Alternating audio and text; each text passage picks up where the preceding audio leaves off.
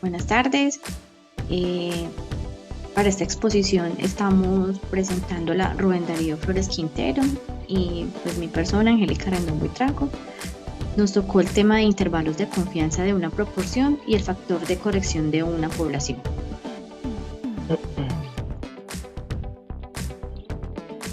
Bueno, el primer tema que se va a abordar es el de intervalos de confianza de una proporción para el área de econometría. El intervalo de confianza de una proporción es un rango de valores dentro del cual se espera que se encuentre la proporción poblacional con cierto nivel de confianza. En otras palabras, proporciona una estimación del intervalo en el que se cree que se encuentra la proporción real en la población basándose en una muestra de datos, donde la fórmula es la proporción más o menos z de la raíz de la población por 1 menos la proporción sobre la cantidad de datos. Bueno, podemos seguir los siguientes pasos. Primero, recolectar una muestra representativa. 2. Calcular la proporción muestral. 3. Establecer un nivel de confianza. 4. Calcular el error estándar. 5. Determinar el valor crítico. 6. Calcular el intervalo de confianza.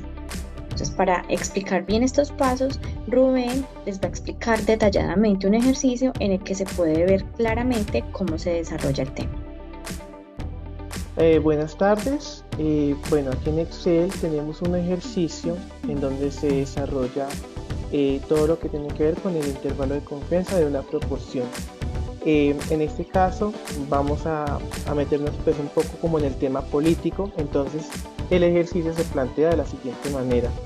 Pedro Pérez se postula para representar ante la Asamblea de Risaralda. Suponga que se entrevista a los electores que acaban de votar y 275 indican que votaron por Pérez. Considere que 500 electores es una muestra aleatoria de quienes votan en Risaralda. Eso significa que si hacemos la división de 275 sobre 500 personas, el 55% de los electores muestra que votó por Pérez.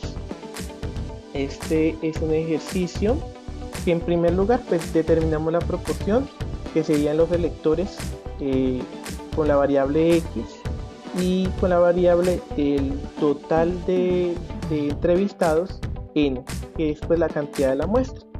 275 sobre 500 da un 55% con la intención de voto hacia Pedro Pérez.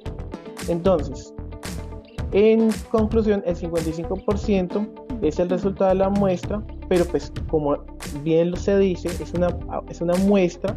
Para estar seguros, pues hay que proyectarlo como si fuera una población. Sabemos de que si obtiene más del 50% de votos, Pedro Pérez ganaría. La pregunta ¿es posible tomar una muestra de 500 electores de una población con la que el 50% o menos de los electores apoya a Pérez para encontrar que el 55% de la muestra lo apoya? El riesgo es que menos de ese 50% no lo apoye. En ese caso, él no sería representante de la asamblea.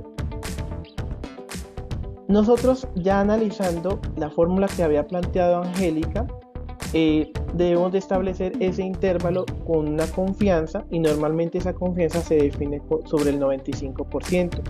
A ver si encontramos un intervalo ya con base en los datos de la muestra, si efectivamente él estaría superando el 50% de los votos o no los estaría superando. Primero debemos de establecer la proporción, en este caso es 0.55.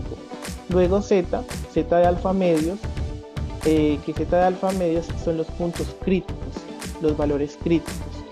Y habría que aplicarle también pues todo lo que tiene que ver con el error estándar, ¿cierto? Que es la proporción por 1 menos la proporción sobre la cantidad de datos.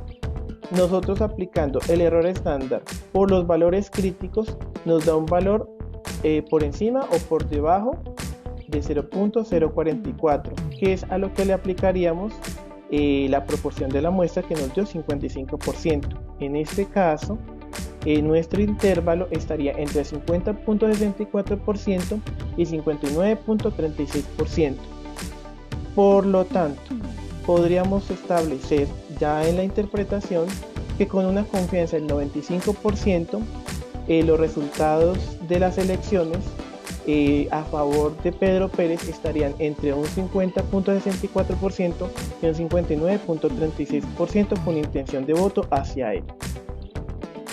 Los dejo con Angélica para que nos siga describiendo el siguiente tema: factor de corrección de una población finita.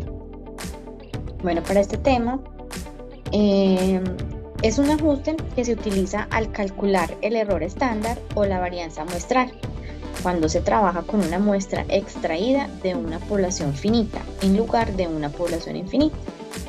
Este ajuste tiene en cuenta el tamaño de la población y puede ayudar a obtener estimaciones más precisas de los parámetros poblacionales. Esto se refiere a que la muestra es más pequeña. Es una muestra en la que no se toma una población tan grande, sino que los datos son más reducidos. El factor de corrección. Como lo decía Angélica, el factor de corrección nos permite darle ese ajuste a los estudios de la muestra, donde las muestras pueden ser muy pequeñas, y en ese caso el factor de corrección pues sería mayor. Entre más grande sea la muestra, el factor de corrección pues ya sería menor. Esto se hace sobre, como ella misma lo mencionaba, poblaciones finitas o poblaciones que no sean tan grandes. Cuando se trabaja con una población infinita o una muestra grande en relación al tamaño de la población, el factor de corrección no es necesario.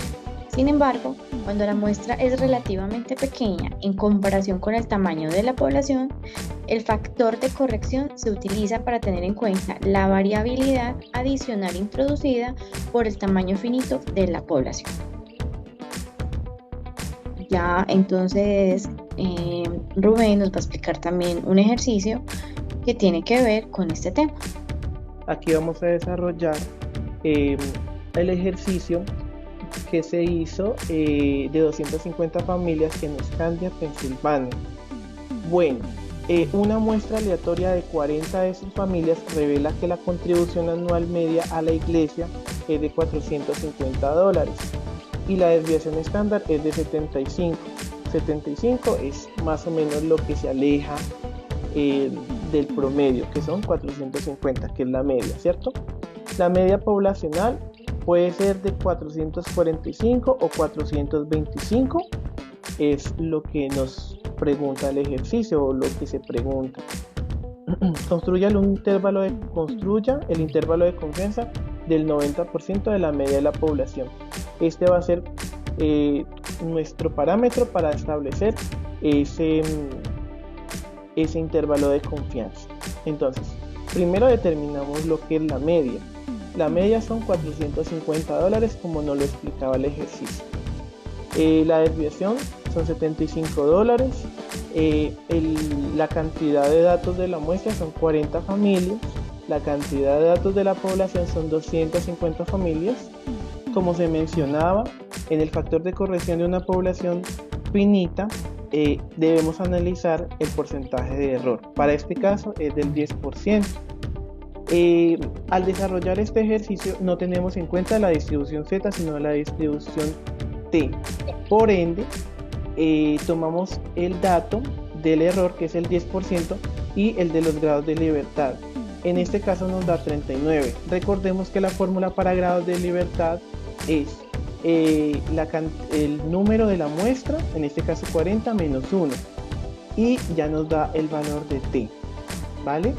Entonces, ya con estos resultados ya podemos obtener el intervalo de confianza, ¿sí?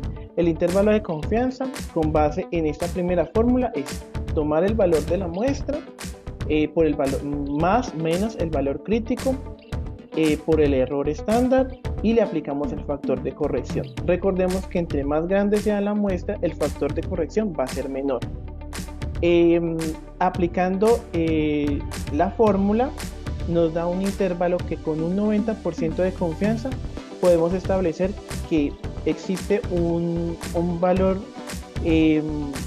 de contribución anual media de la iglesia entre los $431.65 y los $468.35. La interpretación quedaría redactada de la siguiente manera: es probable que la media poblacional sea más de 431,65 e inferior a 468,35. En otras palabras, la media poblacional puede ser de 445, claro, porque está dentro del intervalo.